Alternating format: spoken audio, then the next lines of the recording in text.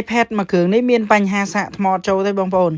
ម្ចាស់គាត់ថាសាកថ្មចូលទេអញ្ចឹងគាត់ក៏ឲ្យគេ check មើលណាអញ្ចឹងបន្ទាប់ពីការ check មើលរបស់គេហើយគេនៅតែធ្វើអត់បានអញ្ចឹងគាត់ក៏សម្រេចចិត្ត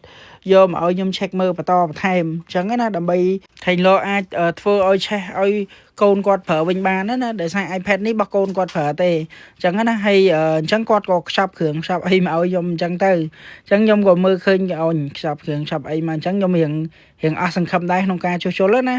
គាត់ថាខៃឡូគេធ្វើឲ្យវែងឆ្ងាយអញ្ចឹងយើងអាចធ្វើតាមក្រោយអត់ដែរអញ្ចឹងណាពួក iPad រឿងពិបាកធ្វើដែរបងប្អូនអញ្ចឹងខ្ញុំក៏ check មើលនៅលើ board ម៉ាស៊ីនហ្នឹង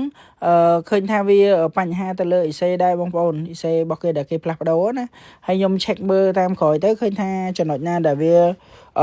ធ្វើដំណើរការតន់ស្រួលក៏ខ្ញុំធ្វើបន្តបន្ថែមទៅប៉ុន្តែនៅលើ board ហ្នឹងឃើញថា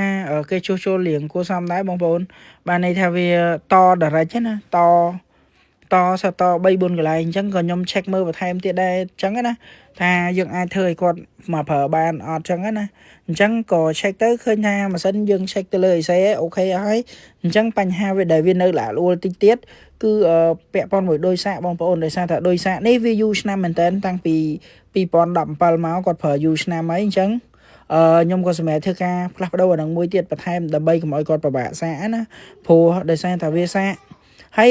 ដោយសារអាចាស់ហ្នឹងវាសាកម្ដងមានភ្លើងម្ដងអត់ភ្លើងដែរបងប្អូនដែលចេញពីដុយហ្នឹងមកដល់ពេលអញ្ចឹងយើង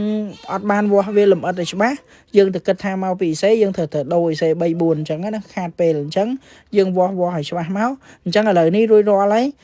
សាកថ្មចូលស្រួលអីស្រួលហើយមានភ្លើងហើយខ្ញុំក៏បានឲ្យគាត់ប្រើដែរបានមករយៈអីគាត់ប្រើស្រួលទេអត់អីទេហើយក៏អរគុណដែរសម្រាប់ការទុកចិត្តរបស់បងប្រុសមកលើកន្លែងខ្ញុំណាដែលគាត់ទុកចិត្តហើយឥឡូវហ្នឹងអាចធ្វើចេញឲ្យគាត់ប្រើបានហើយគាត់សប្បាយចិត្តដែរហ្នឹងណា